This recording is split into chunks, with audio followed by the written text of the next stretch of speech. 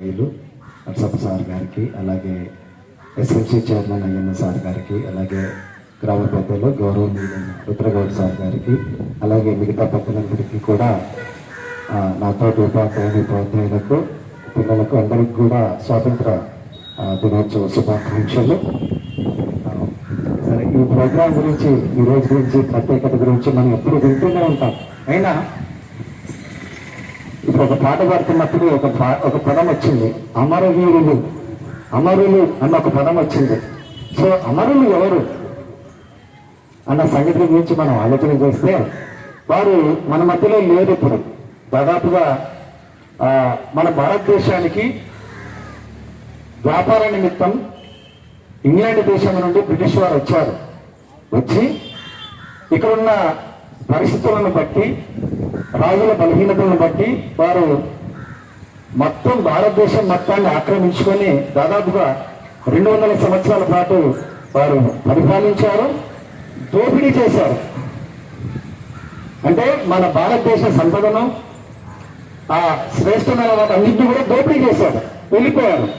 So ఆ క్రమంలో ఆ రోజుల్లో ఉన్న భారతీయులు ఏం చేశారంటే పోరాటం చేశారు. పోరాటం చేసి వారిని వెళ్ళగొట్టారు. ఒక్కొక్కరు ఒక్కొక్క పద్ధతి. కొంతమంది అతివాదులు ఉన్నారు, మితవాదులు ఉన్నారు. రకరకాలైన అహింసా పద్ధతుల ద్వారా కొంతమంది ప్రయత్నించారు. అందరి ప్రయత్నమే ఈరోజు మనం అనుభవిస్తున్న ఈ స్వేచ్ఛ సమాజం, ఈ స్వేచ్ఛాయుతమైన వాతావరణాన్ని దాదాపుగా 78 సంవత్సరాల నుండి మనం అనుభవిస్తూ ఉన్నాం. భారతదేశం ఇప్పుడు ఎవరి వెలుబడి కింద లేదు కదా.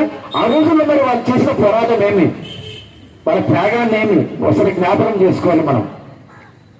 ఓకే, అందుకనే ఇప్పుడు ఉదాహరణకి మనకు కేవలం నాయకుల పేర్లు మాత్రమే తెలుసు. ఆ రోజుల్లో ప్రజలందరినీ సమీకరించి, వారిని ఉత్తేజపరిచి, ముందుకు నడిపించి, ఆ నాయకత్వాన్ని వహించి వారు స్వాతంత్రాన్ని సాధించి పెట్టారు.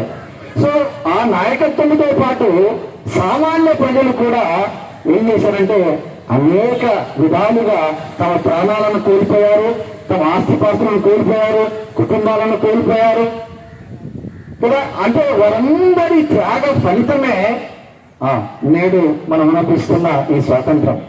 అందుకోసమే వారిని మనం జ్ఞాపకం పెట్టుకోవాలి. సో మరి ఆ స్వాతంత్ర ఆ పోరాటం నుండి ఈరోజు మనము పొందుకోవాల్సిన స్ఫూర్తి ఏమి అంటే, విద్యార్థులుగా మీరందరూ ఒక పని చేయాలి. ఏంటంటే, స్వాతంత్ర ఉద్యమం ప్రారంభించినప్పుడు వారు అనుకుని ఉండరు. అంటే ఒక నెలలో మనం స్వాతంత్రాన్ని సంపాదిస్తాము, లేకపోతే ఒక సంవత్సరానికి, లేకపోతే ఒక 10-20 ఏళ్ళకి అందరూ వారు